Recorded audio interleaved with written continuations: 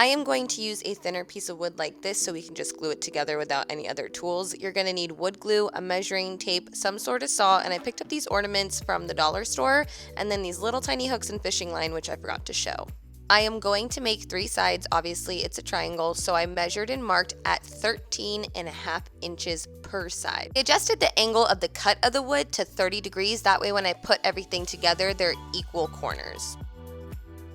I put the triangle together to make sure that all the corners met up nicely before I wood glued them together, and then I grabbed some painter's tape just to secure it overnight, and I didn't touch it. I needed it to dry all the way.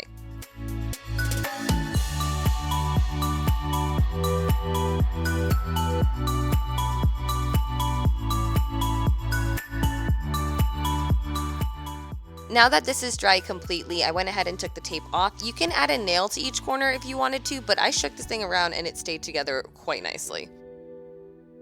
I took a really basic screw-in hook and just put that at the peak of the triangle and twisted it till it got tight.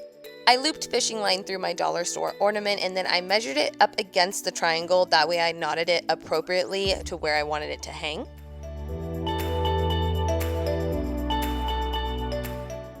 Yes, that is how easy these guys are. I mean, how rad do these guys look? And better yet, when it's not the holidays, take that ornament off, hang up some eucalyptus and put this in your bathroom, or even add different kind of plants for different kind of smells and put them in different rooms. There's endless possibilities to this one. I hope you guys enjoyed it.